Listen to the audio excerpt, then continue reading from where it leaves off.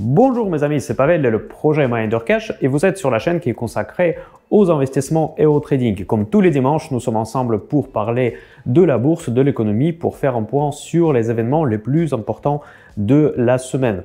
Dans cette vidéo, nous allons parler des actions concrètes. L'année 2024 s'ouvre par une tendance vraiment indécise. Nous avons vu une forte baisse la première semaine. Maintenant, c'était une semaine de reprise. En fait, ça laisse un petit peu les chances à mes prévisions pour le début de l'année 2024 où je pris le risque de faire les pronostics boursiers et je m'attendais d'avoir le mois de janvier 2024, le mois haussier en bourse. Pour l'instant, on ne peut pas le constater. Nous sommes au milieu du mois et la tendance, elle est plutôt indécise. L'événement le plus important de cette semaine, c'était clairement la publication des CPI, soit l'indice principal que regarde la Fed pour prendre la température de l'inflation aux États-Unis. Les statistiques sont ressorties inattendues, donc ce n'est pas en ligne avec le consensus. On va en parler un petit peu plus en détail. Et dans la deuxième partie de la vidéo, nous allons faire un tour des actions que moi je trouve actuellement intéressantes à regarder de très près pour éventuellement investir à moyen voire long terme.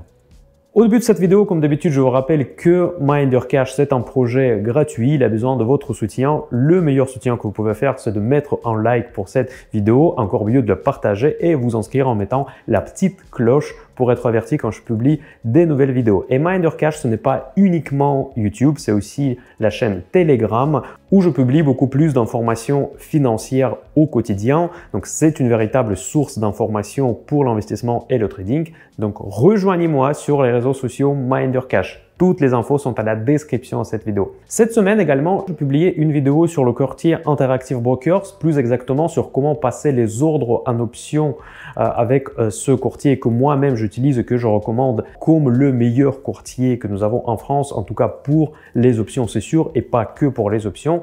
Si vous n'avez pas encore vu cette vidéo, je vous invite de la regarder. Vous allez voir que c'est très intéressant les options.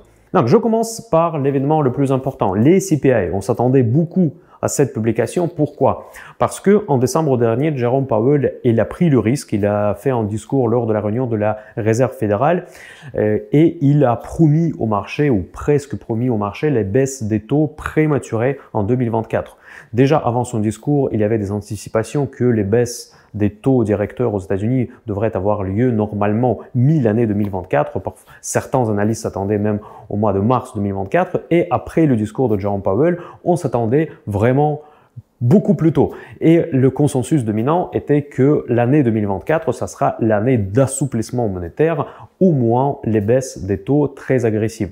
J'ai été très perplexe et très frustré par ce message parce que pour moi, ce message est arrivé largement trop tôt. J'ai déjà beaucoup parlé de Jérôme Powell. C'est vrai que c'est pas le banquier central préféré, en tout cas pour moi. Et il a fait déjà des mauvaises communications dans le passé, notamment dans l'année 2018. Il a créé une véritable pagaille sur les marchés par sa politique monétaire et surtout par sa communication. Et je me demandais si ce n'était pas à nouveau le même cas. Et apparemment, c'est ce qui est en train de se passer actuellement. L'année 2024 s'est ouverte par une chute boursière sur les doutes justement que Jérôme Powell va pouvoir délivrer ces baisses de taux qu'il avait promis pendant la réunion de la Réserve fédérale mi-décembre 2023. Et la statistique des CPI ou de Core Price Index, qui est un indice principal de l'inflation aux États-Unis, était vue comme vraiment l'élément déclencheur pour justifier ces baisses de taux.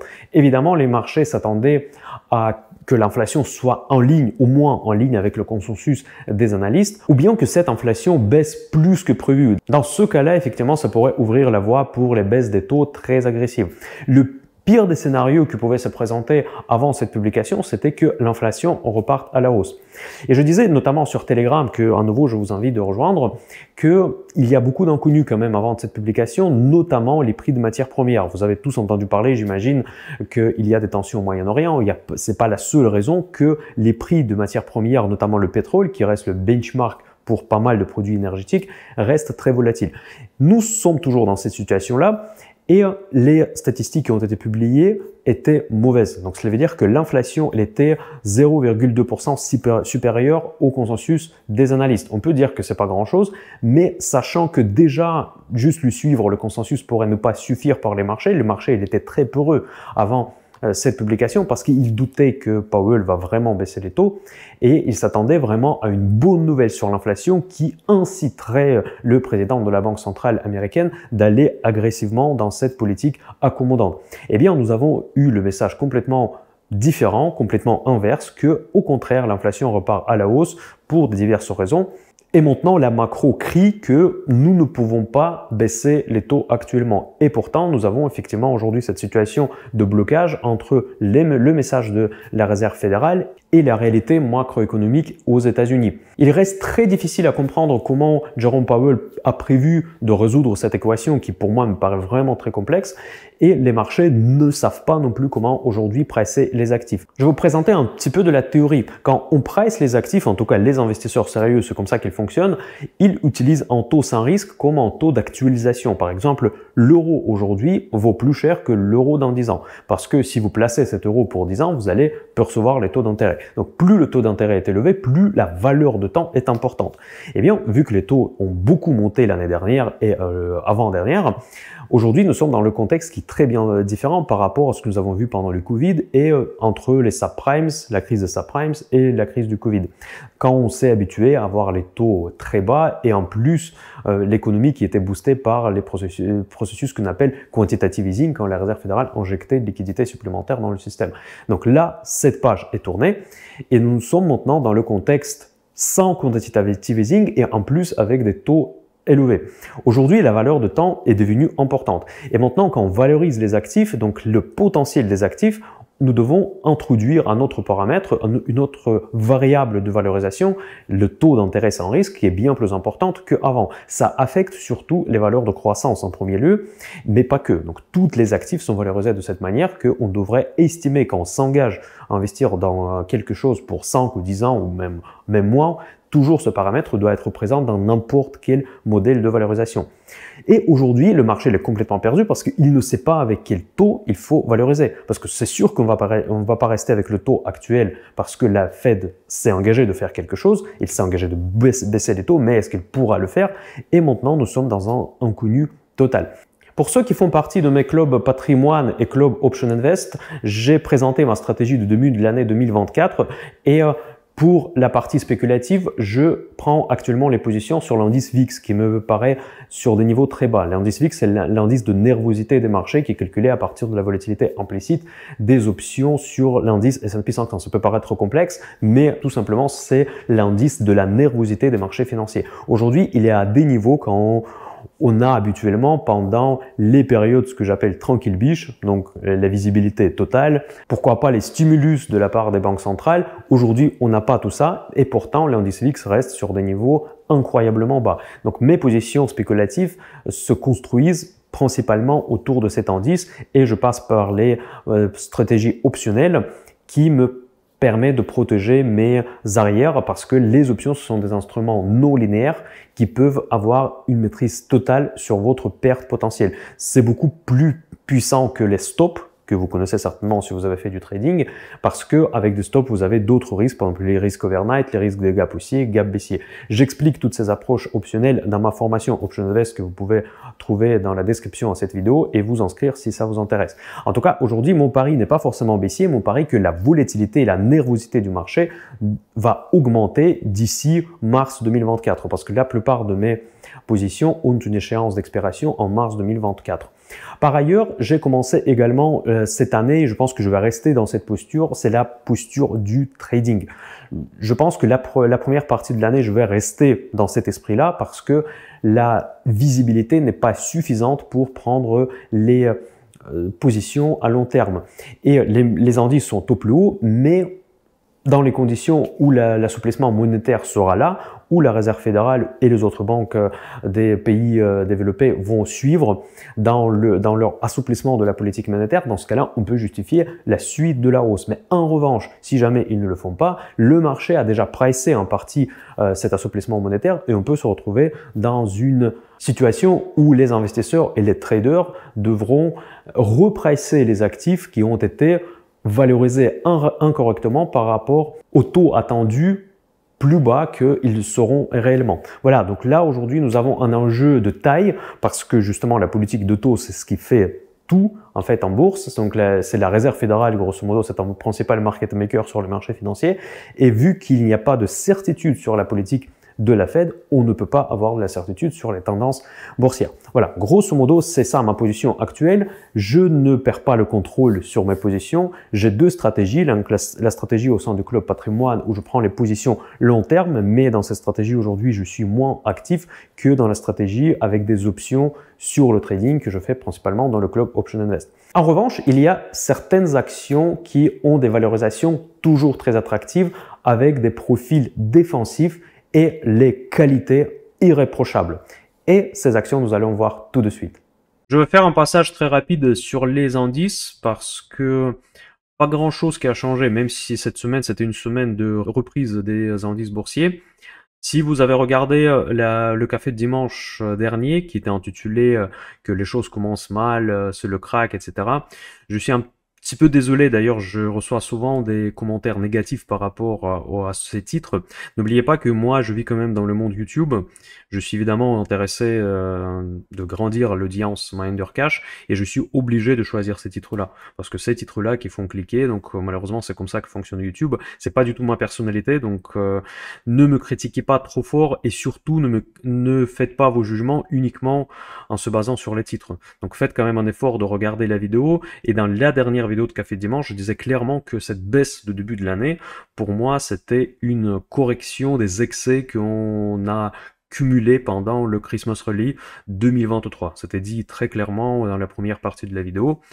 Et même si les titres sont un petit peu racoleurs, encore une fois, j'en suis désolé. Très rapidement, S&P 500, il est à un niveau où on a débuté l'année 2024. Ça laisse encore une chance pour mes prévisions. Vous vous souvenez, j'ai fait des prévisions à la fin de l'année dernière que le mois de janvier devrait être positif, donc risk on. Vous voyez, malgré les mauvaises statistiques sur l'inflation, nous sommes quand même haussiers. Je pense que ce phénomène est plutôt dû au repositionnement des différents fonds, des hedge funds, en gros des gros gérants qui bougent les grosses sommes d'argent. Je n'attache pas énormément d'importance à tous ces mouvements. Je pense que le rationnel va revenir quand même sur les marchés et ces mouvements des premières séances de l'année sont souvent très chaotiques et peu représentatifs. Donc il faudra faire un constat justement à la fin du mois de janvier et peut-être confirmer notre stratégie. Donc en gros sur S&P 500, nous repartons du zéro. Ce n'est pas le cas sur notre cher indice CAC 40 qui a une structure très différente. Je vous rappelle encore et encore, je vais le faire tout au long de l'année, que S&P 500 il est déséquilibré complètement en faveur des GAFAM. Et d'ailleurs une des GAFAM j'ai acheté cette semaine. Pour ceux qui sont abonnés à Minder Cash Patrimoine, vous avez vu cette vidéo de samedi où j'ai présenté notre portefeuille. Et vous allez voir de quelle valeur il s'agit, même si c'est facile à deviner par rapport à mes vidéos précédentes. Ah, dites-moi dans les commentaires si vous savez de quelle valeur s'agit-il. Voilà, ça sera un challenge, une question de ce week-end. Eh bien, sur CAC 40, on s'est corrigé au début de l'année, on n'est pas repris pour l'instant, donc on est dans l'attente. Je pense que ça va être quand même un peu compliqué pour CAC 40 de reprendre, parce que, encore une fois, la structure n'est pas déséquilibrée en faveur de la tech, c'est toujours un peu la tech qui est recherchée. Il y a des news flow très positifs sur les valeurs qui étaient les locomotives de l'année dernière, notamment Nvidia, qui est sorti un chip adapté pour AI pour les particuliers. Vous savez, parfois sur Nvidia, je vois un peu une volonté de créer un hype autour de leurs produits. C'est vrai que c'est des produits de qualité, je ne dis pas le contraire, mais en ce moment-là, en pleine hype de AI, sortir un chip AI adapté pour les particuliers. Après, je ne suis pas peut-être un technicien suffisamment avancé pour juger, mais ça me paraît quand même un peu racoleur, si vous voulez. Là, je viens de me critiquer moi-même pour les titres racoleurs, et j'ai l'impression que la communication Nvidia, c'est un petit peu le même problème parfois. Je sais pas si c'est un problème, en tout cas, ils essayent de maintenir le cours d'action très élevé avec des produits présumés hype, parce que moi, par exemple, j'utilise l'intelligence artificielle et ne vous inquiétez pas, moi c'est un vrai Pavel, c'est un vrai Minder Cash, c'est pas une intelligence artificielle qui a fait cette vidéo, mais dans tous les cas je l'utilise et je n'ai pas spécialement besoin de chips particuliers pour les lancer, donc ça me paraît quand même un tout petit peu jouer sur les tendances. Mais bref, peut-être je tors, hein, dites-moi dans les commentaires si vous pensez le même que moi, mais en tout cas, c'est une impression. Donc, CAC 40, il a quand même une structure beaucoup plus value.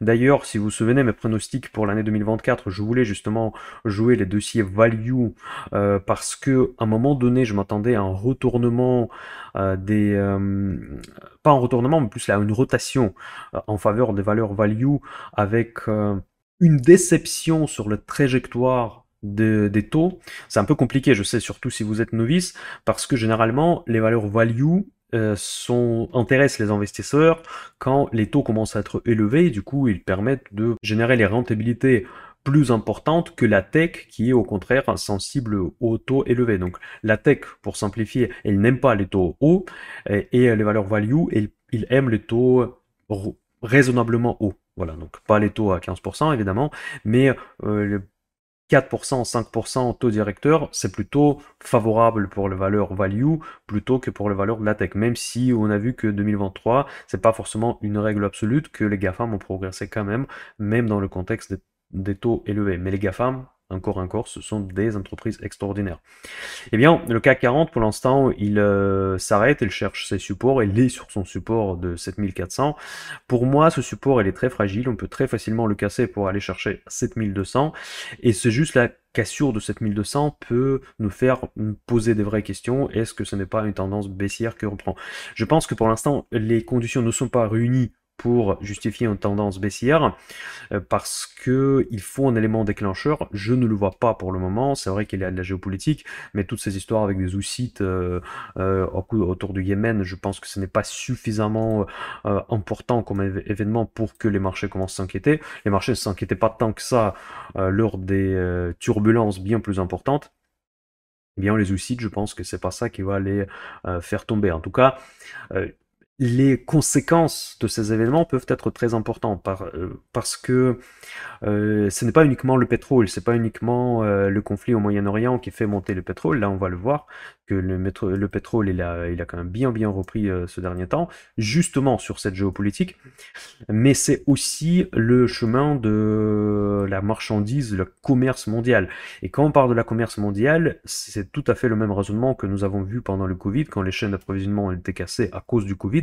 Mais si, à cause de la géopolitique, on va voir les mêmes cassures des chaînes d'approvisionnement, qui va sans doute augmenter les coûts. Il faudra passer par, j'imagine, l'Afrique du Sud pour livrer les produits en Europe. Évidemment, tous les indices de shipping, des livraisons logistiques, comme Baltic Dry Index, c'est quelque chose que je vous ai montré l'année dernière. Non, c'était il y a 2 ans, même pendant le Covid, on le suivait de très près. Eh bien, tout cela peut nous faire revenir dans un contexte inflationniste. Et si on retourne dans un contexte inflationniste à cause de ça, nous pouvons encore revivre l'histoire avec les hausses des taux et Powell lui devrait dire ah désolé, je me suis trompé, je vais quand même monter les taux. Je vais jeter un œil rapide sur cet indice. Pour l'instant, il n'est pas à des niveaux excessifs. Donc là, on voit que le plus haut était atteint après le Covid, même pendant le Covid. Et ensuite, on a vu vraiment un gros spike, c'est à la fin de l'année 2023, sur toutes ces histoires d'Israël, et par la suite l'Iran, et visiblement les Houssites. Pour l'instant, il n'y a pas d'impact. Donc, ça veut dire qu'on n'a pas à s'inquiéter par rapport à ça.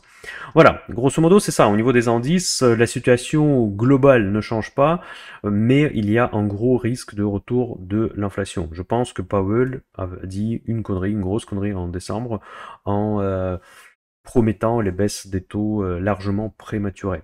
Je reviens sur mes pronostics. Pour l'instant, je ne change rien. Je reste positif sur janvier 24. J'en profite de cette risk on, l'humeur tranquille biche pour accumuler les positions sur l'indice VIX. Et à partir de février-mars, je pense qu'on va commencer à avoir un petit peu des tensions sur les marchés, quand les marchés vont commencer finalement à réaliser que peut-être les baisses des taux ne seront pas aussi fortes et peut-être il n'y aura pas du tout. Voilà. Si l'inflation retourne, je peux très facilement imaginer la situation où il n'y aura pas de baisse de taux en 2024. C'était ma position avant le discours de Powell, pour information. Voilà, maintenant nous allons regarder les actions qui nous intéressent tous, en fait les actions du CAC 40, et je vais commencer par LVMH. Un petit peu de l'histoire, si vous me suivez avec mes abonnements Premium et Option Invest, Vous savez que j'ai profité de rallye de Noël avec l'action LVMH. Justement, j'ai joué ce mouvement haussier. Ma position spéculative a été ouverte autour de 680 et je l'ai revendu à 737, je crois, 37, 38, en gros, proche à son pic. C'est l'analyse technique. Vous voyez, rien n'est magique. Donc, pour ceux qui ne croient pas à l'analyse technique, je vous invite de un petit peu revoir euh, vos visions. Pourquoi je le dis? Parce que moi-même, j'étais au tout début de mes activités de trading, j'étais assez perplexe par rapport à l'analyse technique. C'est finalement que des figures, il n'y a rien de fondamental derrière, ce qui est pas faux, mais en tout cas, ça permet de décrire la nature de mouvement des prix. Et donc, vous voyez, encore une fois, que j'en ai profité largement pour jouer cette zone-là, en fait, ce mouvement entre 680 jusqu'à 735, ce qui fait déjà pas mal. J'ai pris une grosse position spéculative. Et après, pour sortir, j'ai appliqué une stratégie free stocks, en fait, les actions gratuites. J'ai vendu uniquement la grosse partie de ma ligne. J'ai gardé uniquement les actions qui représentent mon profit par rapport à ce trade. Et ensuite, j'ai intégré cette petite ligne dans le portefeuille patrimoine que je présente à mes abonnés toutes les semaines et qui, pour moi, pour l'instant, ça me coûte rien parce que cette ligne-là, il était généré à 100% par mes profits du trading. Ce n'est pas l'argent que j'ai pris de ma poche, que j'ai refusé à consommer, etc., etc. Bref, voilà. C'est une stratégie assez classique quand vous construisez une ligne des actions gratuites qui était générée par un succès dans le trading. C'est pour ça que je trouve que c'est assez intéressant de cumuler quand même deux activités. Activité d'investissement, investissement long terme pour préparer vos projets, pour préparer votre retraite, etc. Bon, c'est tout comme d'habitude, classique. Mais aussi faire du trading de manière raisonnable et que cette activité de trading s'inscrit dans votre stratégie patrimoniale. C'est possible. En fait, c'est possible de faire inscrire votre stratégie de trading dans la stratégie patrimoniale, notamment grâce aux options. Les options, ce sont des produits où vous pouvez vraiment maîtriser votre risque à 100% et ne pas prendre les risques excessifs du coup. Parce que quand vous tradez les actions en direct, si jamais par exemple le matin il y a une publication très négative, vous allez avoir en gap baissier moins 20%, moins 40%. Vous avez vu ce qui s'est passé avec Orpea, avec Atos, avec plein d'exemples que je peux vous citer. Et là, ça peut vraiment faire beaucoup mal. Si vous avez des options, si vous achetez des options, dans ce cas-là, vous ne risquez pas plus que la prime que vous avez payée. Voilà, maintenant, si nous revenons maintenant à mon avis sur LVMH, LVMH évidemment c'est une action qui intéresse tout le monde, c'est la plus grosse capitalisation du CAC 40. Eh bien, c'est compliqué. Je me suis fait critiquer à un moment donné parce que j'ai dit que LVMH peut descendre en dessous de 500 euros. Bon, il y en a beaucoup de personnes qui m'ont dit ah non non c'est pas possible, dit n'importe quoi. Mais en fait, on a oublié qu'il y avait quand même une condition que je donnais pour que ce scénario arrive, c'est que il devrait avoir une grosse tension avec la Chine, notamment l'invasion de Taïwan. Pour l'instant, c'est pas le scénario de base que j'ai en tête. Mais si ce scénario se réalise, effectivement, je confirme que LVMH, ainsi que toutes les actions de luxe et les actions qui sont très orientées Chine et émergents, ils peuvent baisser très très fortement. Et dans le cas de l'action de Louis Vuitton, on peut descendre en dessous de 500 euros et ça ne va pas forcément être une superbe opportunité. Bon, pour être honnête, je vais l'acheter, mais ça sera pas nécessairement la fin de la baisse. Donc voilà, il faut juste comprendre que le luxe, c'est le pari sur la Chine, le pari très important sur la Chine. Et ici, vous avez les valeurs de luxe qui dominent votre portefeuille, vous avez une position sur la Chine implicitement. Donc ça, il faut bien comprendre, ne jamais oublier. Aujourd'hui, on a cassé le trend. C'est ça qui m'inquiète un tout petit peu sur LVMH. Il y a toutes les actions chinoises qui se comportent pas bien au début de cette année. Et aujourd'hui, nous sommes, vous voyez, encore une fois, l'analyse technique. Donc là, on voit clairement qu'il y a un support sur un niveau actuel, donc 655. Donc on peut légitimement s'attendre à un rebond sur ce niveau-là. Okay, déjà, on a cassé la ligne, donc ce rebond devrait aller jusqu'à 700, 710. voilà. Pas plus. Pour moi, c'est la zone vraiment de rebond technique. Je ne veux pas la jouer. Pour l'instant, j'ai déjà une petite position dans mon portefeuille patrimoine, il n'y a pas de souci. Vu que la Chine ne va pas bien, et je suis positionné encore une fois avec des options sur quelques valeurs chinoises, c'était aussi une de mes stratégies. Je pense que la Chine devrait se réveiller tôt ou tard, hein, au début de cette année, et on pourra avoir une hausse plutôt solide sur ces actions-là, et c'est dans ce cas-là, je vais peut-être prendre quelques valeurs de luxe. C'est vrai que je ne veux pas avoir avec cette stratégie ces actions au plus bas, mais ça ne me dérange pas. Ça ne me dérange pas de rentrer un tout petit peu avec du retard, mais rentrer de manière plus pérenne. Donc s'il s'agit d'investissement.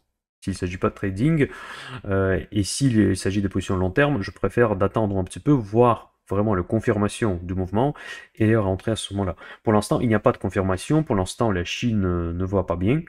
Et il faut quand même faire attention avec toutes les valeurs qui sont sensibles. Mais c'est vrai que techniquement, aujourd'hui, nous sommes sur le support, nous sommes sur le RSI. Si vous voulez trader, vous pouvez très bien trader le gap de 665, là on est aujourd'hui, jusqu'à 700. C'est parfait. Avec des options, vous pouvez faire une call bull spread qui marcherait parfaitement pour cette stratégie-là.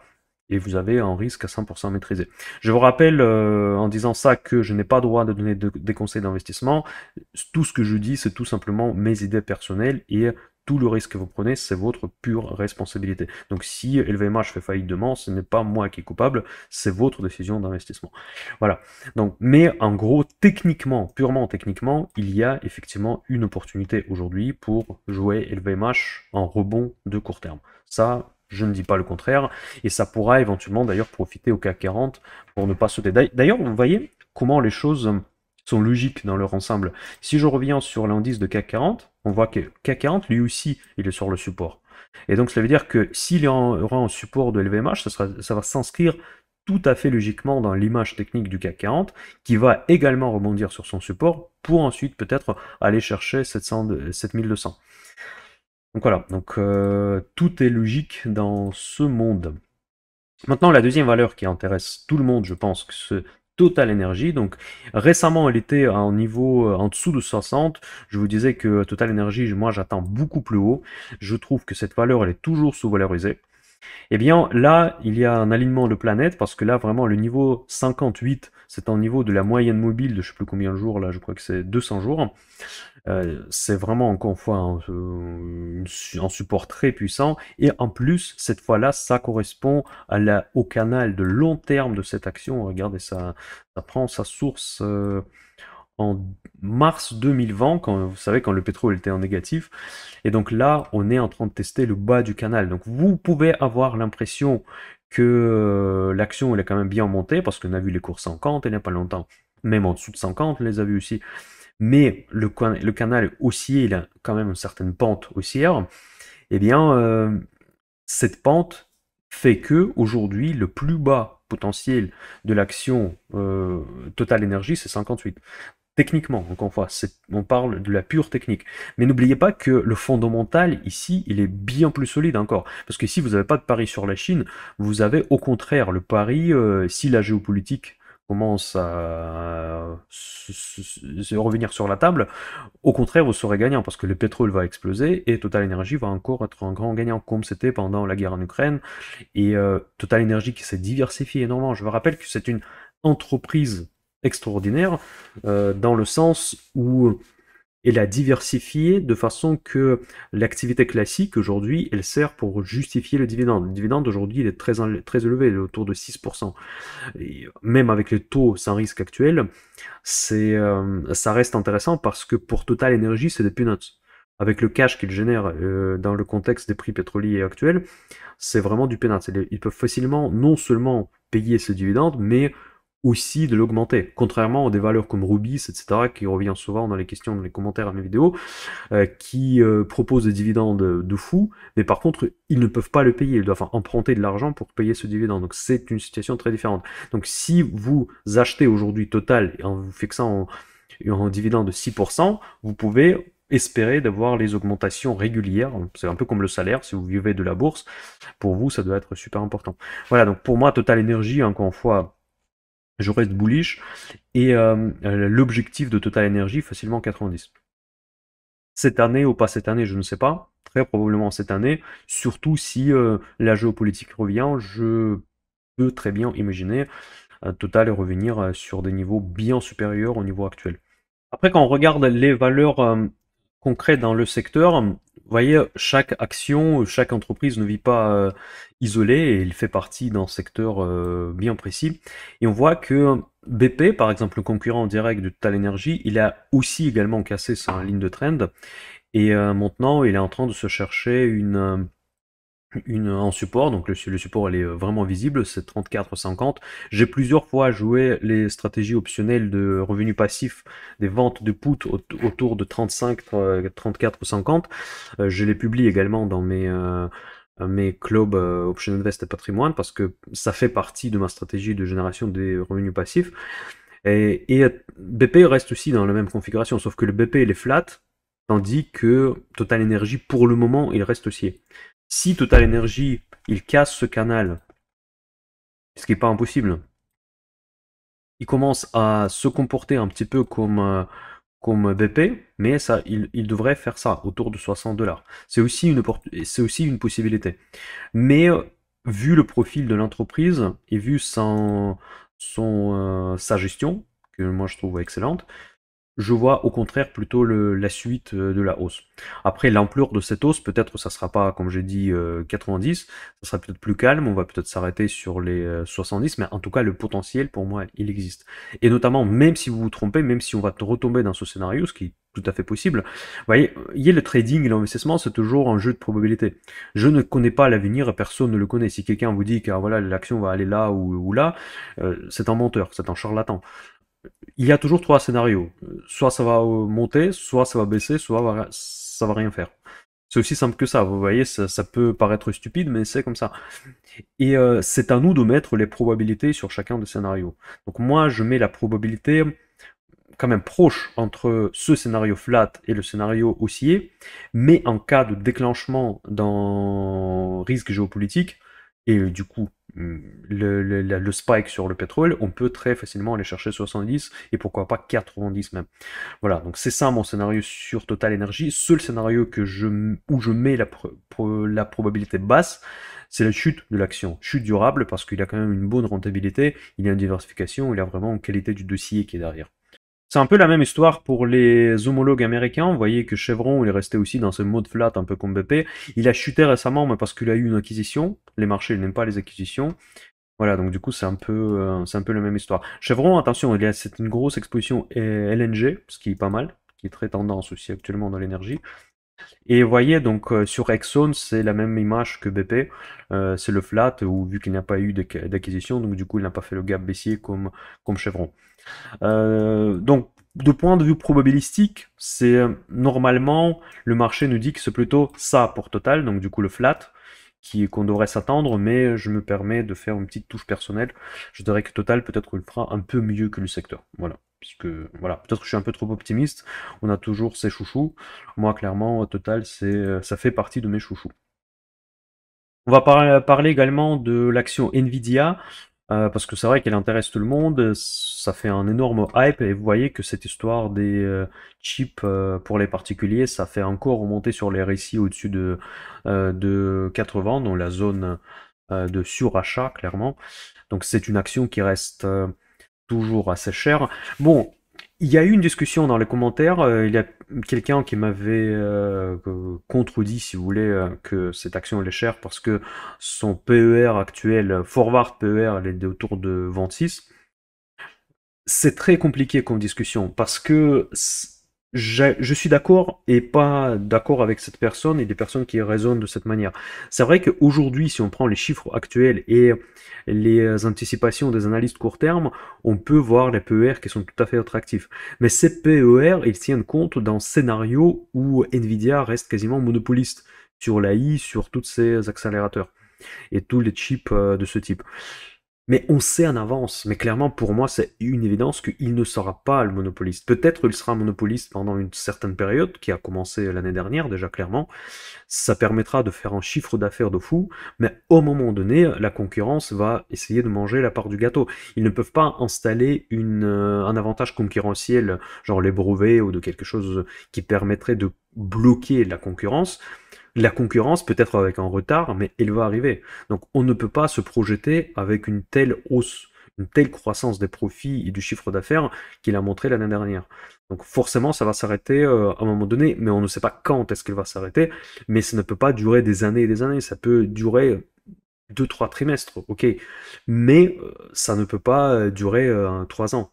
Forcément, AMD, ASML, bon après ça c'est pas exactement le même secteur parce que c'est plus les matériels pour les semi-conducteurs, mais par exemple il y a aussi Intel qui rentre en jeu avec un gros retard, c'est sûr, mais AMD il a beaucoup moins de retard, c'est vraiment un concurrent direct de Nvidia. Donc pour moi c'est quand même très superficiel si vous voulez de dire que 26 c'est le PER objectif de Nvidia. Oui, aujourd'hui, oui. Mais la bourse n'est pas par rapport à aujourd'hui, la bourse c'est par rapport à demain et après-demain surtout. Aujourd'hui, même plutôt après-demain. Donc aujourd'hui, nous sommes en train de pricer que ces PER vont rester, ces profits vont rester pour un petit moment avec Nvidia.